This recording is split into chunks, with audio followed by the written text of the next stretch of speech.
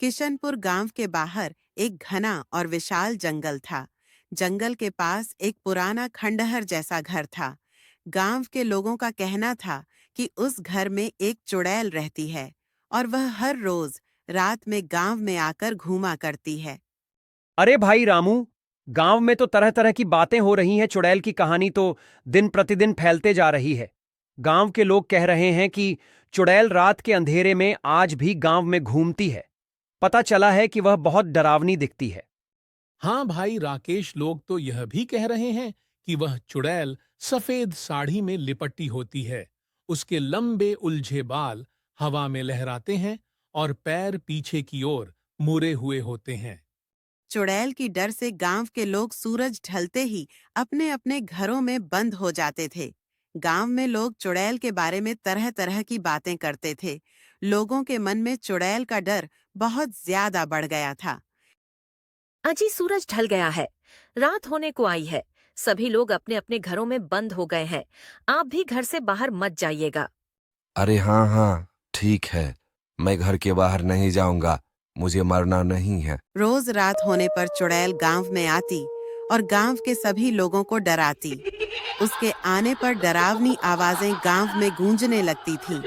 लोगों को उसकी आहट और पायल की छनछनाहट साफ सुनाई देने लगती थी। सुनिए जी, क्या आपको भी पायल की आवाजें सुनाई दे रही है? हाँ, मीरा, पायल की आवाज तो मुझे भी सुनाई दे रही है। लगता है चुड़ैल गांव में घुस आई है। जल्दी से खिड़की दरवाजा लगा लो। यह सिलसिला बहुत दिनों तक चलता रहा। एक दिन की बात है जब गांव का एक व्यक्ति मदन को घर लौटने में शाम हो गई और गांव में सभी लोग अपने अपने घरों में बंद हो चुके थे। अरे, मैं क्या करूं? आज मुझे काफी देर हो गई। सभी लोग तो अपने घरों में बंद हो गए होंगे और चुड़ैल के आने का भी समय हो गया है। मुझे तो डर लग रहा है। अगर मुझे चुड़ैल ने देख लिया तो मैं क्या करूंगा? इतने में चुड़ैल अचानक मदन के सामने आ जाती है। बहुत दिनों से मैं इस गांव से खाली हाथ लौट जाती थी। मुझे रोज कोई नहीं मिलता था, पर आज तुम मिल गए। मैं तुम्हें ही आज अपने साथ ले जाऊंगी। इतना कहकर चुड़ैल मदन को अपने साथ अपना खंडहर ले गई। छोड़ दो, मुझे जाने दो। मैंने तुम्हारा क्या बिगाड़ा है? तुम मुझसे क्या चाहती हो?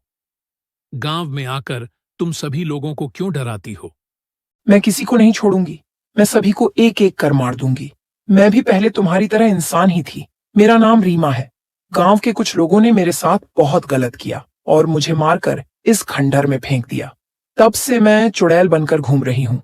गांव वालों को पता था, फिर भी उन्होंने मुझे इंसाफ नहीं दिलाया। मैं सभी से बदला लूंगी, किसी को नहीं छोड़ूंगी। मदन को चुड़ैल की बातें सुनकर उस पर दया आ जाती है और वह चुड़ैल की मदद करने की सोचता है। सुनो चुड़ैल, तुम मुझे छोड़ दो। मैं तुम्हारी मदद करूंगा। मैं तुम्हारा साथ जरूर दूंगा। किसी ने मेरी आज तक मदद नहीं की। तुम क्या ही कर लोगे, तुमसे कुछ नहीं होगा। मुझे पता है तुम मुझसे बचना चाहते हो। अरे नहीं नहीं, मैं तुम्हारी मदद सच में करूंगा। किसी तरह चुड़ैल मदन की बात मान लेती है और उसे वहां से जाने दे देती है। मदन गांव आकर सभी लोगों को चुड़ैल की सारी बातें बताता है। मदन के साथ गांव वाले भी चुड़ैल की मदद करने के लिए तैयार हो जाते हैं। चुड़ैल वहीं छुपकर सभी लोगों की बातें सुन ही रही होती है। तभी वहां सभी के सामने आ जाती है और बोलती है, तुम लोग अगर मेरी मदद करोगे तो मैं तुम लोगों को नहीं सताऊंगी।